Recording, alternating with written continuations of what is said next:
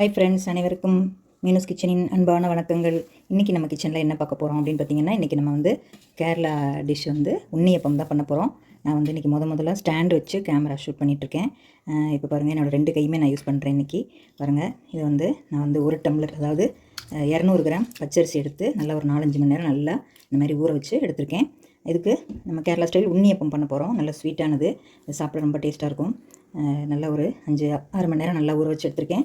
இதுக்கு பார்த்திங்கன்னா நாட்டு சக்கரை தான் நான் சேர்க்குறேன். நீங்கள் வெல்லம் வேணாலும் சேர்த்துக்கலாம். நான் வந்து நாட்டு சக்கரை நல்லா கோபுரமாக இந்த ஆளாக்கில் தான் நான் எடுத்தேன். அதனால் இந்த ஆளாக்கில் ஒரு ஆளாக்கு நாட்டு சக்கரை எடுத்திருக்கேன். இதுக்கு வந்து ஒரு 4 ஏலக்காய், அப்புறம் பார்த்திங்கன்னா ஒரு 2 வாழைப்பழம், இதை உரிச்சிட்டு நம்ம இதோடு சேர்த்து நம்ம அரைச்சிக்க போகிறோம். இது வந்து மாவு அரைச்சதுக்கப்புறம் நான் கொஞ்சம் எள்ளு வறுத்து வச்சுருக்கேன், 1 ஸ்பூன் போல். இது கல் மண் இல்லாமல் நல்லா சுத்தம் பண்ணிவிட்டு வானலில் போட்டு நல்லா பொரியிற மாதிரி வறுத்துட்டு அதில் மாவில் சேர்த்துக்கலாம்.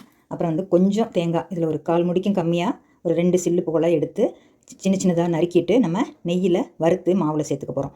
இப்போ இந்த அரிசி, பழம், ஏலக்காய், இந்த நாட்டு சக்கரை இதெல்லாம் சேர்த்து நம்ம மிக்சியில் நல்லா நைஸாக கொஞ்சம் ஓரளவுக்கு ரவைக்கு அடுத்த பதமாக அந்த மாதிரி கொஞ்சம் அரைச்சிக்கலாம். ரொம்பவும் வலுவலுன்னு அரைக்க வேண்டாம், ஓரளவுக்கு ரவைக்கு அடுத்த பதமாக நம்ம அரைச்சி எடுத்துகிட்டு வந்துடலாம்.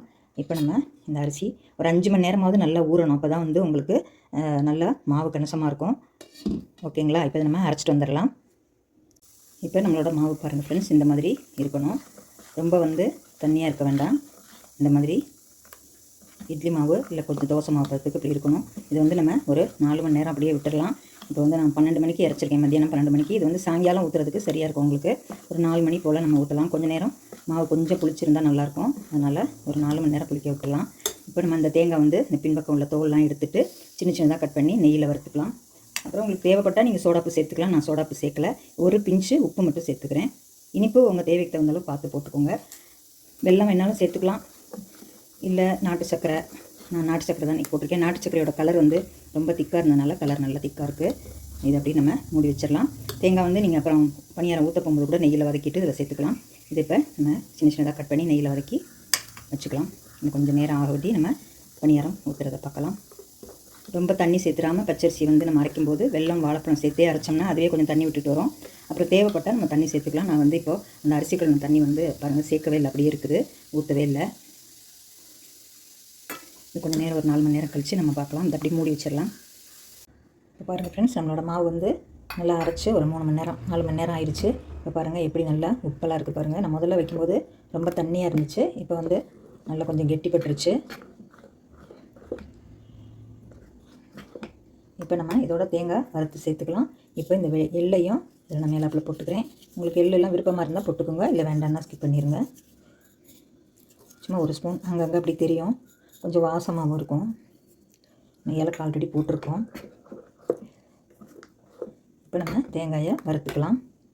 இப்போ நான் தேங்காய் இந்த மாதிரி கொஞ்சம் பல்லாக நறுக்கி எடுத்திருக்கேன். இப்போ இதை வந்து நம்ம கடாயில் நெய் ஊற்றி இதை வந்து நம்ம வறுத்துக்கலாம்.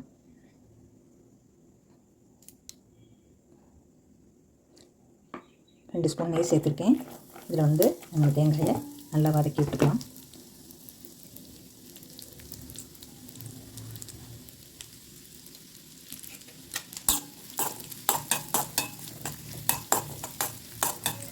நல்லா செவந்து வர வரைக்கும் வதக்கிக்கலாம். இப்போ நம்மளோட தேங்காய் வந்து நல்லா செவந்து வந்துருச்சு. அப்படியே அந்த நெய்யோடு நம்ம வந்து மாவில் சேர்த்துக்கலாம். இப்போ நம்ம மாவில் சேர்த்தாச்சு, தேங்காயும் சேர்த்தாச்சு, எள்ளு சேர்த்தாச்சு. இப்போ நம்ம வந்து குழிப்பணியாரக்கல்ல காய வச்சுட்டு இதில் சின்ன சின்ன குழியில் அதில் 3/4 பதத்துக்கு ஊற்றி நம்ம 2 பக்கமும் திருப்பி போட்டு நல்லா வேக வச்சு எடுக்கணும். இது நல்லா 1 வாரம் ஆனால் கூட உங்களுக்கு கெட்டு போகாது. நல்லா வேக வச்சு எடுத்துட்டோம்னா சூப்பராக இருக்கும். இப்போ நம்ம குழிப்பணியார சட்டி வச்சுட்டு அதில் கொஞ்சம் பாதி நெய்யும் பாதி எண்ணெயும் கலந்து ஊற்றிக்கலாம். இப்போ நான் வந்து கல் காய வச்சுருக்கேன் பாருங்கள். பணியாரமே சொல்லி பழகிட்டேன். உண்ணி அப்பம் பாருங்கள், இந்த மாதிரி நெய்யை நல்லா ஊற்றிக்கலாம். அதுக்கு மேலே கொஞ்சம் ஆயில் சேர்த்துக்குவோம். இது பாருங்கள், வீட்டில் காய்ச்சின நெய் எவ்வளோ சூப்பராக இருக்குது பாருங்கள், நல்லா வாசமாக இருக்குது. உண்ணியப்பம் அது ரொம்ப காஞ்சிராமல் இருக்கணும். இப்போ இது கூட நம்ம கொஞ்சம் எண்ணெய் சேர்த்துக்கலாம்.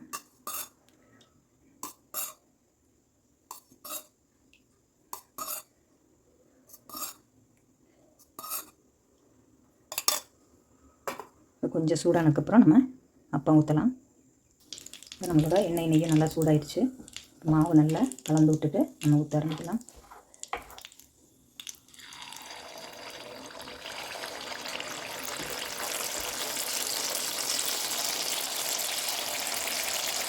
புளியை நிறச்சி ஊற்றாமல் கொஞ்சம் முக்காலாக ஊற்றிக்கலாம்.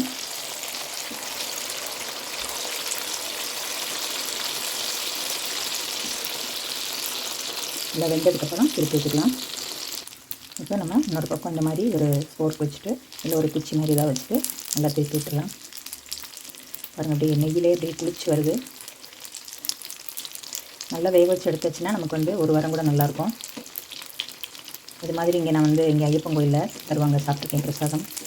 ரொம்ப சூப்பராக இருக்கும். ஆனால் அது வந்து கொஞ்சம் நல்லா ஹார்டாக இருக்கும், பிச்சு சாப்பிடவே முடியாது. அந்த மாதிரி நம்ம மென்று சாப்பிட்ற மாதிரி இருக்கும். அது கொஞ்சம் நல்லா வெந்ததுக்கப்புறம் நம்ம எடுத்துக்கலாம். இப்போ நம்மளோட அப்பம் வந்து நல்லா வெந்து வந்துருச்சு. இப்போ நம்ம அதை உண்டை ஒன்றா எடுத்துக்கலாம். பாருங்கள், நல்லா சூப்பராக வெந்து வந்துருச்சு. எல்லாமே எடுத்துகிட்டு நம்ம இன்னொரு இது போட்டுக்கலாம். சரியான குச்சி வச்சு எடுக்கணும், இல்லைன்னா கீழே விழுந்துடும். நம்ம அதே நெய்யில் மறுபடியும் ஊற்றிக்கலாம். உங்களுக்கு இன்னும் நெய் தேவைப்பட்டுச்சுன்னா ஊற்றிக்கலாம், இல்லைன்னா அப்படியே வச்சுக்கலாம்.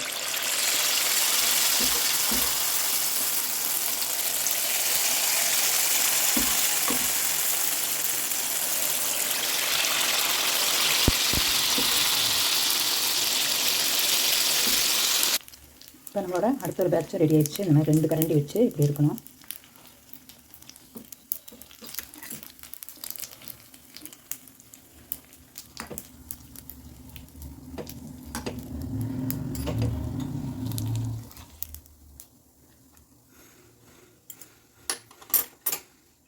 இப்போ பாருங்கள் ஃப்ரெண்ட்ஸ், நம்மளோட சூப்பரான உண்ணியப்பம் அருமையாக ரெடி ஆயிடுச்சு.